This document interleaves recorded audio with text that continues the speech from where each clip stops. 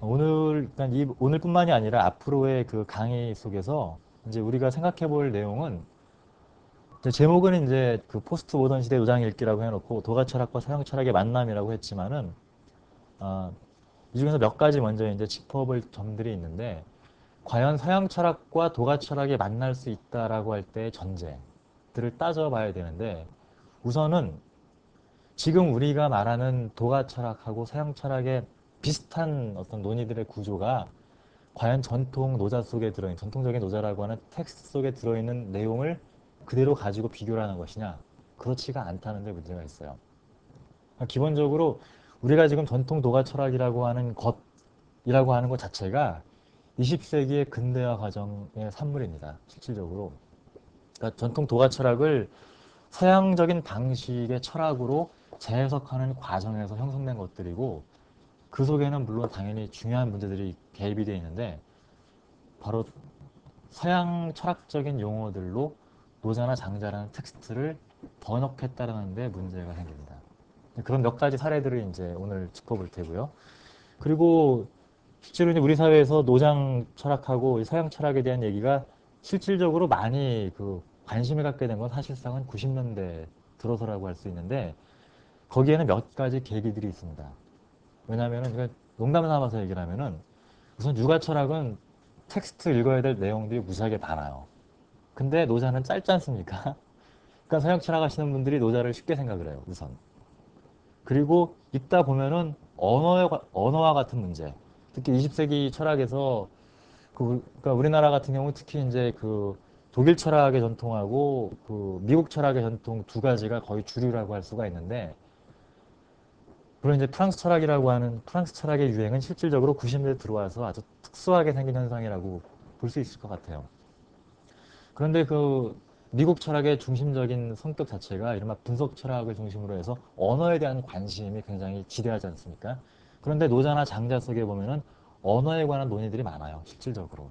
그래서 그러한 것들 때문에 바로 그러한 논의들이 생기는데 그래서 이 책의 같은 경우도 앞부분에 실린 것들이 실질적으로 분석 철학을 하신 분들의 논문들이 많습니다. 1차적으로는 그렇고요. 근데 그것도 알고 보면은 노자나 장자 속에 들어있는 실제 철학적인 사유가 분석 철학적인 사유와 만날 수 있기 때문이라기보다는 그것 자체가 굉장히 해석된 철학의 내용을 띠고 있습니다. 그런 것들을 그러니까 도가 철학과 서양 철학이 어떻게 만날 수 있는가에 관한 기본적인 전제 조건들을 살펴보는 것이 이제 오늘의 이야기고요. 그다음에 앞으로 이제 그 두 번에 걸쳐서 그러면은 그 언어와 존재의 문제에 대해서 그 현대 우리나라 학자들이 노자나 장자를 통해서 새롭게 조명해 보고자 한 내용들, 특히 이제 그런 식의 내용들은 박예문 선생님의 노장 사상으로부터 시작이 되는데 90년대 들어와서 많은 분들이 이제 그런 작업들을 했는데 그런 내용들, 논의들의 구체적인 윤곽들을 둘러보고 그다음 두 번은 이제 김용현 선생님이 데리다와 노장의 독법이라는 책을 내셨는데 그 뒤에 많은 분들이 이제 프랑스적인 사유와 그 노장 사상을 연결시켜서 해석해 보려고 하는 것이 상당히 큰 줄기로 자리 잡아가고 있습니다. 그 중에 몇 가지 특징적인 부분들을 살펴보고 그 다음에 또 노장 철학하면은 그 무엇보다도 예술이라든가 아니면은 다른 여러 그 사회 부문과 관련된 논의들이 많죠. 그 중에서 좀 독특하다 싶은 것들을 몇 가지 같은 것들을 살펴보고 그 다음에 이제 7강에서는 앞의 논의들을 바탕으로 해서 그러한 해석 방식들이 가지고 있는 문제점이나 의미와 같은 것들을 되돌아보면서 이제 어떤 방식으로 바라보는 것이 더 가능한가라고 하는 것을 신화론적인 해석을 하는 것을 곁들여서 한번 보려고 합니다. 특히 이제 그 제목 자체가 형이상학에서 은유로라고 하는 제목을 달았는데 실질적으로 우리나라에는 지금 그 노승현이란 분이 노자와 성이란 책하고 얼마 전에 문학동네에서 출간된 노자와 신화라는 책 두 가지가 번역으로 나와 있어요. 중국에서도 상당히 지금 이런 해석이 유행을 하고 있는데 미국 같은 경우는 이미 70년대부터 중국의 신화를 재정리하는 과정에서 상당한 정도의 논의들이 많이 나와 있거든요. 그런 것들을 좀 포함시켜서 좀 새롭게 그 노장 텍스트를 읽어볼 수 있는 그런 논의들에 대해 생각을 해보고, 물론 여기서 다루는 것들은 주로 우리나라의 번역서들이 있는 경우를 중심으로 해서 할 겁니다. 왜냐면은 지금 여기서 포스트 모던 시대 노장 읽기라고 하는 제목 자체가 지금 우리 사회의 분위기 속에서 노장이 어떻게 읽혀지고 있는가 하는 것을 한번 살펴보는 데 목적이 있기 때문입니다. 그리고 이제 8강에서는 이제 최근에 우리나라에서 노장적인 사유에 대해서 이른바 전문적인 학자들 사이에서 새롭게 논의되고 있는 내용들을 중심으로 몇 가지 중요한 점들을 살펴보려고 합니다. 자, 그러면은 이제 논의로 들어가 보지요.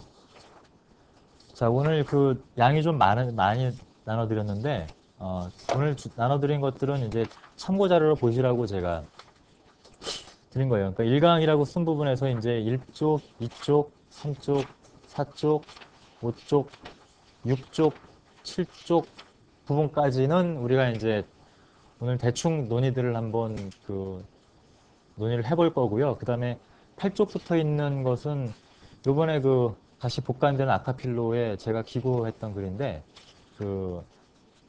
서양에서도 이 도가에 관한 연구가 상당하다라고 하는 얘기들이 많이 알려져 있기만 하지 실질적으로 그런 것들이 소개된 바가 거의 없습니다. 그래서 그거를 여기 편집진에서 소개 좀 하는 글을 써달라 그래가지고 한번 소개를 해봤는데, 이거 말고 더 자세한 내용은 여기 지금 책이 없는데 철학의 21세기라고 하는 책에 이거보다 좀 더 자세하게 구체적으로 특히 노자를 해석한 서양 문헌들 중심으로 해가지고선 다룬 책들이 있어요. 그걸 좀 그냥 뭐 사실 필요 없고 서점 가서 한번 쭉 보세요. 보시면 될 것 같고요. 그 다음에 참고 삼아서 이제 오늘 한 가지 좀 책을 하나 소개해 드리려고 갖고 나왔는데, 이 책은 아직 서점에 나와 있지 않고요. 아마 다음 주쯤에 서점에 이 책들이 나가게 될 겁니다. 근데 이 책이 번역하신 분은 지금 미국의 박문학자라고 계신데, 뉴욕 주립대 정교수는 아직 아니고 교수가 되신 분인데, 페이지가 880쪽이에요. 그리고 이 책은 번역의 저본을 뭘로 삼았냐면은 우리가 흔히 보는 왕필이나 하상공본, 일반 통행본이라 그러는데, 그 책을 가지고 한 게 아니라 BC 169년이죠. 169년에 무덤에 붙였던 비단에 쓰여진 노자가 1973년도에 발굴이 됐는데, 그걸 저본으로 해서 번역을 하시고 거기다가 자세한 설명들을 달았는데, 이 책의 장점은 미국은 물론이고 중국, 그 다음에 일본 학자들의 노자에 관한 해석의 논의까지도 거의 망라해서 구체적인 구문들에 대한 해석에 반영했다라고 하는 것이 이 책의 가장 커다란 장점입니다. 그러니까 저의 개인적인 판단으로는 지금 우리나라에 나와 있는 노자에 관련된, 그리고 가장 오리지널한 노자의 원모습에 충실하면서도 현대 세계적인 영국의 흐름들을 거의 한눈에 조망할 수 있는 책이에요. 유일하게 한 가지 단점이 있다면은, 저랑 이제 이분이랑 개인적으로도 많이 알지만, 책 집필 과정에서 많이 논의를 했었지만은, 이분은 본래 유학을 전공하시다 보니까는 비합리적인 사고, 즉 도교 같은 전통에는 별로 좋아하질 않아요. 저랑 그것 때문에 한번 좀 이메일로 한참 막 싸움까지 했었는데, 그런 부분만 뺀다면은 이 책에 앞으로 상당히 이제 진가를 발휘할 만한 책이 아닌가 싶습니다.